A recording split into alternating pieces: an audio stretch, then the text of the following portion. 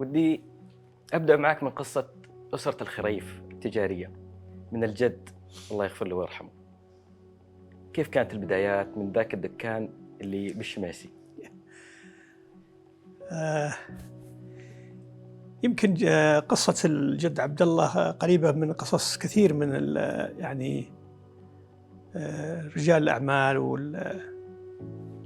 والسعوديين اللي عملوا وثابروا واجتهدوا ليخلقون شيء من لا شيء في زحمة أيضا تحديات الفقر وقلة الموارد، وخاصة ما قبل الحمد لله النعمة اللي نعمها الله علينا بالنفط والطفرة. لكن بدايات على الأقل في ذاكرتي كان انتقل من الحريم للرياض وبدأ في تجارة الأرزاق واشتغل في كثير من الأعمال إلى أن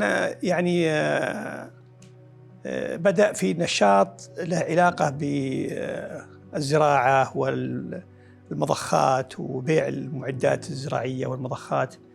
يمكن هذا القطاع اللي بدأ فيه وما زال إلى اليوم يمكن الامتداد، مع أنه اشتغل في الأرزاق، اشتغل في سوى مصنع بلاط، سوى مصنع ثلج، واستقر الحال فيه في بيع المعدات الزراعية، وكان يشتري المعدات من وكلاء المعدات ويبيع للمزارعين، وأيضا كان يأخذ مشاريع من وزارة الزراعة والمياه في ذاك الوقت لحفر آبار خاصة خارج المناطق الرئيسية. وهذه من الأعمال التي استمرت. طبعا الحفر نفسه، القطاع الحفر وقفناه من زمان وبدأ وركزنا على المعدات.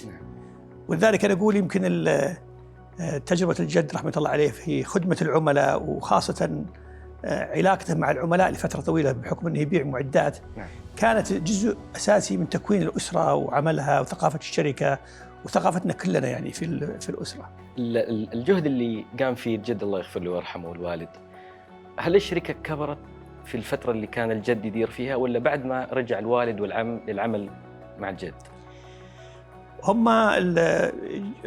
أنا أعتبر الجد عبد الله رحمة الله عليه من الناس اللي متقدمين فكريا صراحة، لأنه كان عنده ثقة في أبنائه من بدري، وترك العمل أو أعطاهم الصلاحية بمعنى آخر من فترة قبل وفاته بعدة سنوات. لكن الطفرة بحد ذاتها حصلت بعد وفاة الجد عبد الله رحمة الله عليه، الطفرة الاقتصادية أقصد في المملكة، والتوجه نحو تنمية عدد من القطاعات من ضمنها القطاع الزراعي والصناعي والتشييد والبناء. هذه اللي خلقت طبعا الطفرة الكبيرة وجابت فرص كبيرة للشركة في التوسع في القطاع الزراعي والاكتفاء الذاتي من القمح والسياسات هذه.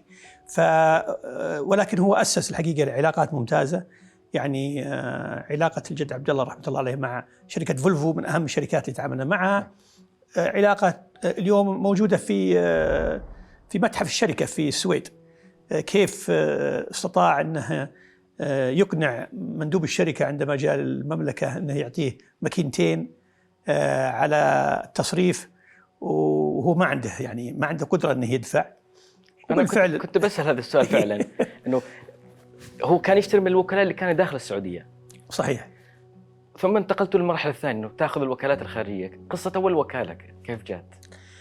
فعلا الجد رحمة الله عليه كان سمعته كانت ولله الحمد سمعة طيبة، في الثقة بينه وبين التجار وبينه وبين من يتعامل معهم بشكل كبير. فكان هناك يشتري من التجار الكبار اللي عندهم وكالات ويبيع للأسواق اللي هو مسؤول عنها في منطقة الخارج والمناطق منطقة الوسطى بشكل عام.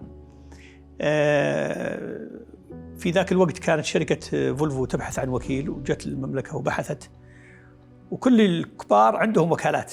فما لقوا إلا الجد، وقال له أنا ما عندي إمكانية أني أنا ألتزم بمبالغ كبيرة. وصار اتفاق أنه يرسلون له ماكينتين، ولله الحمد باع الماكينتين قبل ما توصل، وبدأت انطلقت وأصبحنا من أكبر وكلاء الشركة هذه في العالم. وبعد كذا بدأت سلسلة تكميل المنتجات.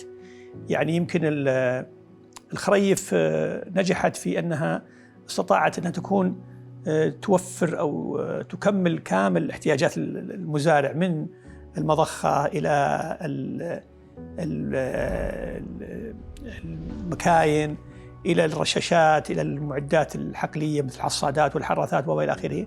وهذا الحقيقة توسع. طبعا بقية الشركات جاءت بعد وفاة الوالد، بعد وفاة الجد رحمة الله عليه.